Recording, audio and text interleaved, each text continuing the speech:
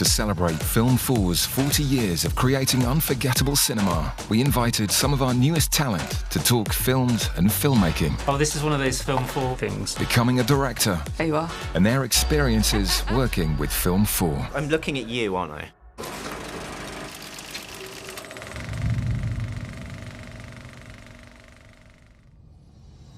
Looking at that list, it's the reason why every filmmaker wants to be part of the Film4 family, because so many of my favourite films are in that list, genuinely. It's an extraordinary list of films, and how much a lot of those films have really defined the last 40 years of cinema, but not through being one thing, through being many, many, many things. There's something very cool and entertaining, but at the same time there's a depth of thought behind a lot of these films. There's something deeper going on, and filmmakers who are being allowed to break out of the boundaries of what you might expect cinema to be. To me, Film4 was always just producing, brilliant films. And even back as a youth in Plymouth, Film4 was kind of important. Channel 4 was incredible. They were both this sort of rather beautiful anarchy. It was different to everything else. My Beautiful Laundrette. It was kind of things that were other, rather than just formally straight. And I loved that, because if you feel a bit other, you just want to go towards it. I don't like all of the films on that list, and it would be a bad list if I did like all of those films, because quite a lot of them are much more commercial propositions than I think of sometimes when, because the films that I'm into maybe are less commercial. What is this? But there's films on there, like Barbarian Sound Studio. How was he allowed to make that film? The film scared me. The film really freaked me out. As an audience member, but as a filmmaker, I found it inspiring, because I thought, oh, you're allowed to make films like this.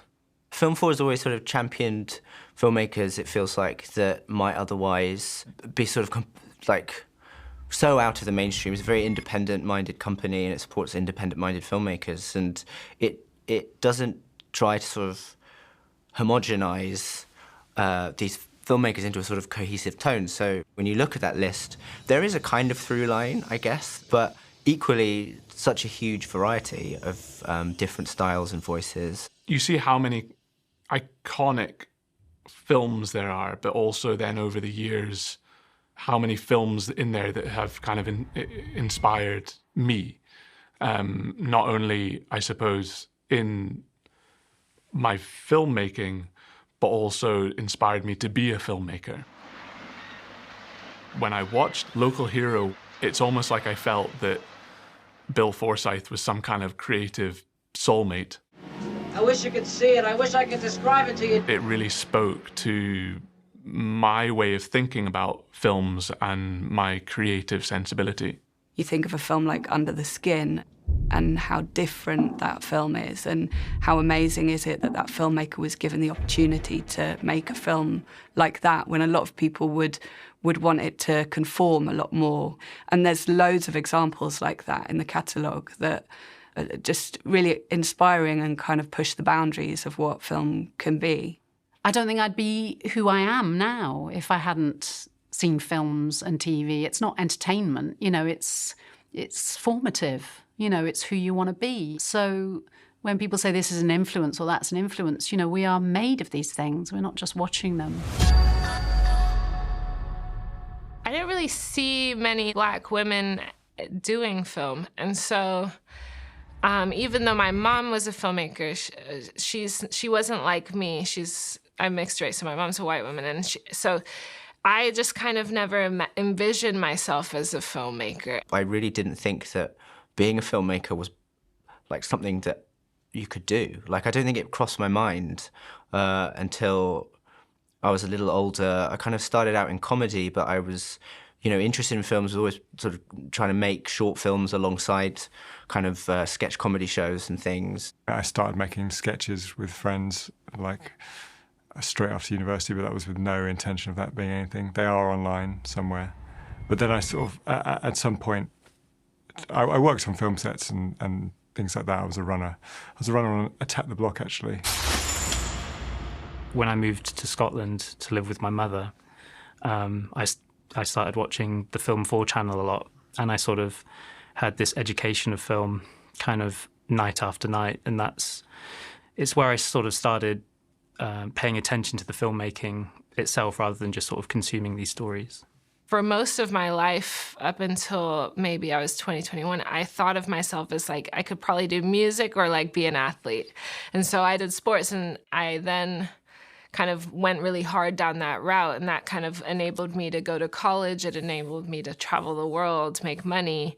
But I didn't have like a creative outlet, and I was really good at art and really good at music and all this other stuff, but I didn't have the confidence nor the like knowledge that that was something I could really seek out. I still look back on that. I did my first short in 2014, and I don't think even then I knew I wanted to be a director until after it. Like, I'd finished it and realised I enjoyed that process. Like, I've never been that person who was like, oh, I want to be a director since I was 10. I decided I wanted to go to university and try and train in something. And I did an online multiple choice quiz, and it was going to tell me what course I should do. And it suggested film production or to become a librarian. But I'm very dyslexic, so I can't be a librarian. So I only left filmmaking. I was a theatre director for a really long time, and I think because of a lack of confidence in myself, of being able to move across multiple art forms and that nobody would take me seriously. And I love making theatre, and I love watching audiences watch the work and watch it differently every night. But I began to crave, I guess, the permanence of story. I realised that working in theatre was very different in terms of how you see things. So you're always really thinking about the wide shot, if you like, the proscenium. And then I had to, work with some cinematographers who were saying, oh, you need to think about where you need to put the camera. And I said, well, don't you just put it here? And then the actors, and then you start to realise, no, you choose where the audience looks. That was a big leap for me. When I started looking into film, I felt like the thing I was most excited about was music videos. And so I started kind of exploring film through sound in a way.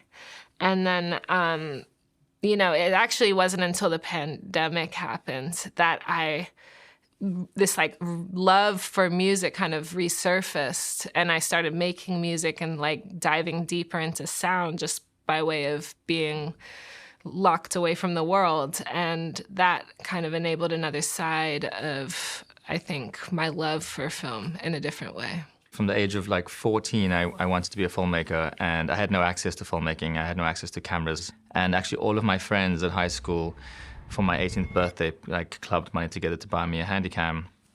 And I started making films on that. And so I became very much about trying to just experience the making side of things. I was very sort of hyper-stressed about not knowing how to do it. And there are no film schools in South Africa, really. So it was this real kind of panic about, I know so deeply that I want to do this thing, but I don't see the road ahead very clearly.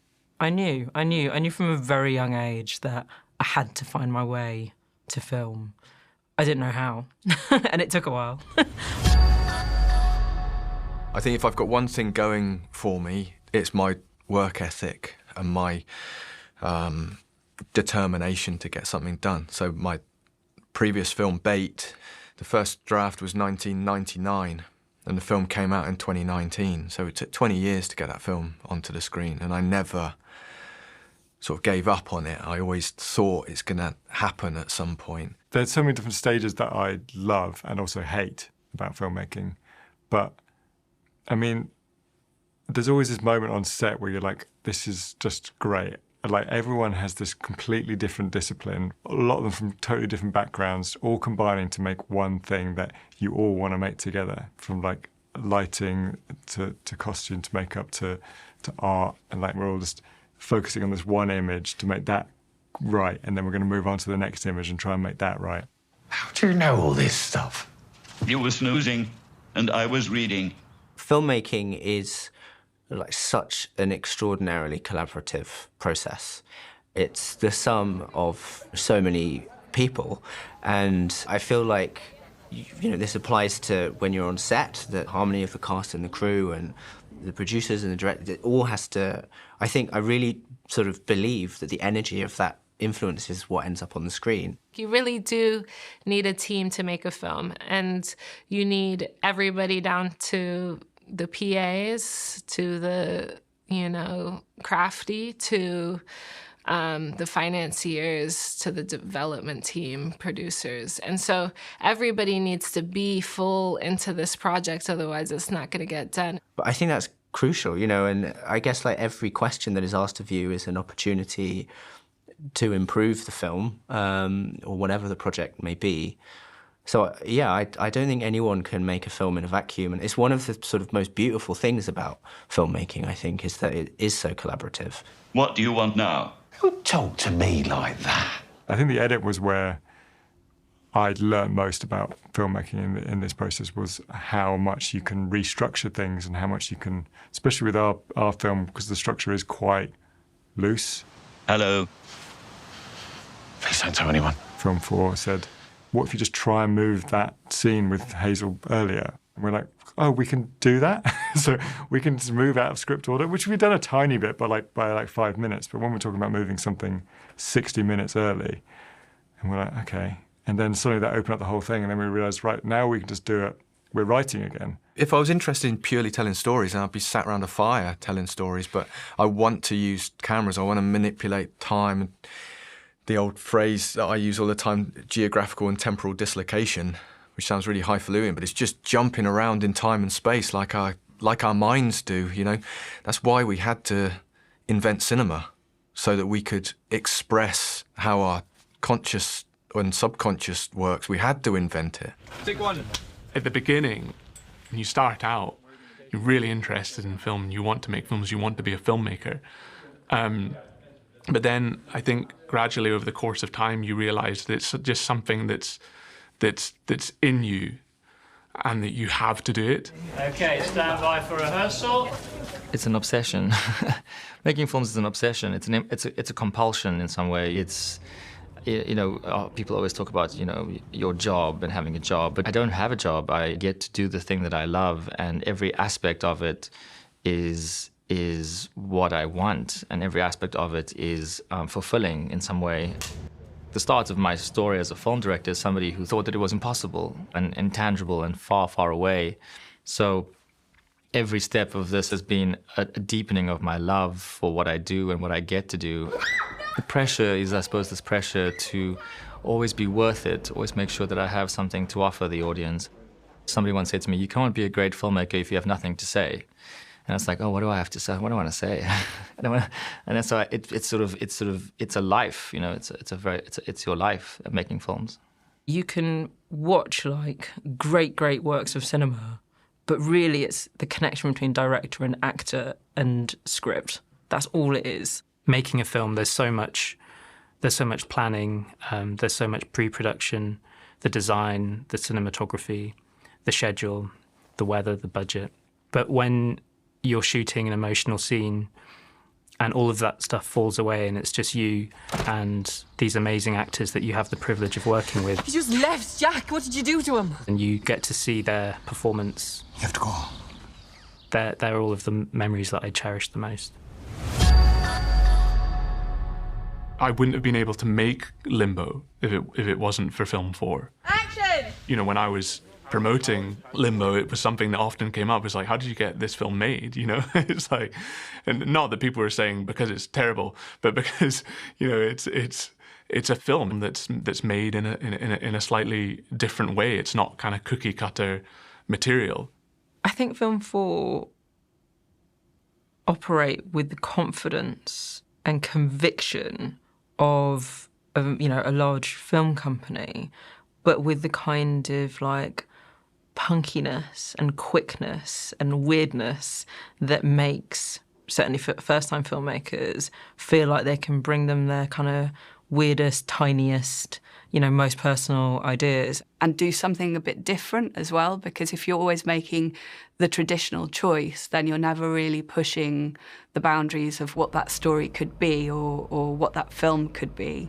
And so being able to have that freedom, I think, is important if you want to make work that's unique and personal, but also that is going to speak to an audience. It kind of makes important films. I think that that's part of the identity of Film4. But I think that it also is about making films that are challenging the cinematic form, that are progressing the cinematic form, and willing to take risks on filmmakers that are disruptors and that want to do something different. When I look at Film4, to me it represents bold storytelling, and it represents risk-taking, I think. You know, they encourage filmmakers to push the boundaries and to, you know, maybe tell stories that may not have the most commercial aspect to them, but artistically they have a lot of merit. And I think that's why they've stood the test of time, is because they put the art ahead of everything else. They're just incredibly supportive to what is what can be quite a wild anarchy, you know, and that is not like business sense, but it's art sense and movie sense, because you need to make new things. Film4 aren't just there to give you the money to make the film and then they disappear. They support the film for the whole life, so it's got to be a collaboration. As you go through the process and you're bombarded by so many problems and compromises and difficulties, the people who help you develop the idea can just keep reminding you, do you remember when? You said you wanted to do this, so keep going, and it's great. It's nice to have people specifically that I feel like I can just phone up and say, I have an idea, or phone up and say, I'm really struggling with this thing. You want people who are going to push you to go further. Like, you know, be more inventive, be more creative. I think they're the people I want to work with, the people who are going to push me to go further. When I was looking at the list of films, I really thought there was something amazing about, you know, obviously I know the work of Steve McQueen, but I was like, when I really thought about my own difficulty as a filmmaker, or not even particularly my difficulties, but the difficulties of filmmakers from underrepresented groups to tell, the pressure to tell your own story, the pressure to excavate your own pain. And then, obviously, Stephen King was always a Turner Prize-winning artist, but he's still a first-time filmmaker. And the real courage to go, I will tell the story of an Irish hero, and that is still my story. I just was like, wow, this is such like a radical statement to be like, yeah, we will back you. A defining moment is when you're watching a film and you see, you know, the beginning credits. And whenever you watch the same films that you love and they have the same kind of credits at the beginning, you're like, oh, what's that company? Because, like, I want to work with that company. They obviously have aligned tastes. And so that was definitely one of the things that struck me about Film4, is like I was noticing Film4 on a lot of films I loved. I felt really honoured to be part of a company that had made those films and thinks that, you know, my films are worth kind of adding to that list. And that I think also there's something about looking through the Film4 back catalogue and realising how many filmmakers recur. You know, that's one of the many reasons as well why, you know, it's like you kind of want to be a Film4 filmmaker. You want to be part of that. It's the reason why going to Film4 for my first development meeting, it was, you know, there's an element of it that's intimidating and you have to fight your imposter syndrome quite a lot. Because when I look at that list, I look at my heroes and, you know, it's just, yeah, it's very humbling and it's a huge honour to be part of that list. More and more it feels like there is a need to protect a certain kind of film, a certain kind of cinema that exists and still exists and hopefully will continue to exist, where, you know, people who have something to say can find the means and the way to say it.